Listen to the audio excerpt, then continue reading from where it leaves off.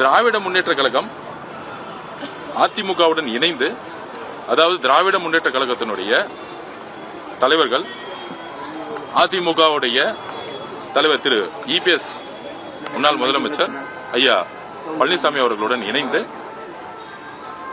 ஒரு கூட்டணியை உருவாக்கி பீப்புள் மேண்டேட் சொல்லக்கூடிய தமிழக மக்களுடைய தீர்ப்பை அணியை உருவாக்கி பின்புறல் வாசலாக முதலமைச்சர் ஆகணும் திரு இபிஎஸ் ஐயா அவர்கள் எல்லா திட்டங்களையும் கடைசி நிமிஷம் வரைக்கும் திட்டங்களை உருவாக்கினாரு.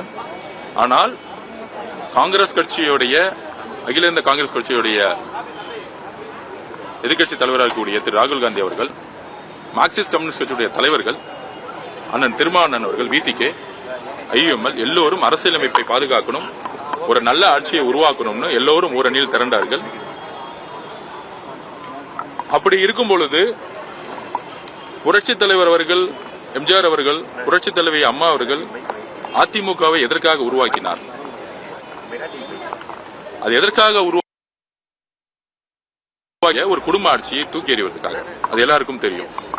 அப்படி இருக்கும் பொழுது திமுக தன்னுடைய கொள்கைகளை இழந்து மதசார்பற்ற கொள்கையிலிருந்து விலகி திரு மு க ஸ்டாலின் அவர்களும் திரு உதயநிதி அவர்களும் எலெக்ஷன் நேரத்தில் திரு இபிஎஸ் பழனிசாமி அவர்களுக்கு ஓட்டு போட்டா இங்கு பிஜேபி ஆட்சி தான் நடக்கும். திரு இபிஎஸ் அவர்கள் அந்த கட்சியோட பொதுச்செயலரா இல்ல, டெல்லி தான் அந்த கட்சியோட தலைமையா இருக்குன்னு அவங்களுடைய பிரச்சாரம், ஒரே பிரச்சாரம் இந்த தகவலை நோக்கி தான் தமிழ்நாடு முழுசும் பிரச்சாரம் பண்ணாங்க.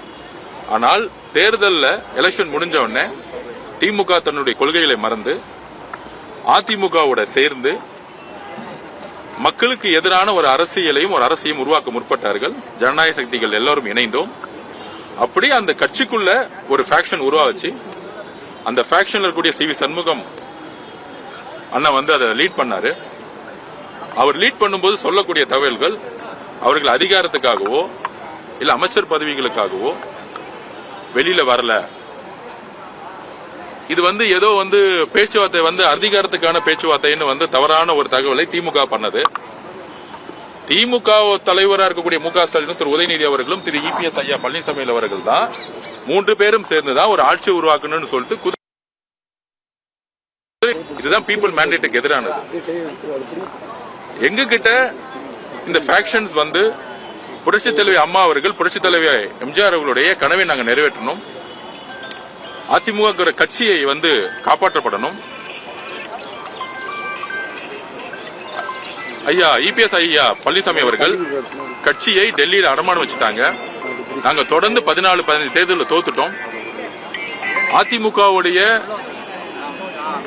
முன்னணி நிர்வாகிகளா இருக்கட்டும், அதிமுக தொண்டர்களாகட்டும், ஏன் அதிமுக விரும்பிய மக்களாகட்டும், இந்த கடுமையான தோல்விக்கு திரு இபிஎஸ் ஐயா பழனிசாமி அவர்கள் தான் காரணம்னு அவருடைய நிலைப்பாடு காரணம்.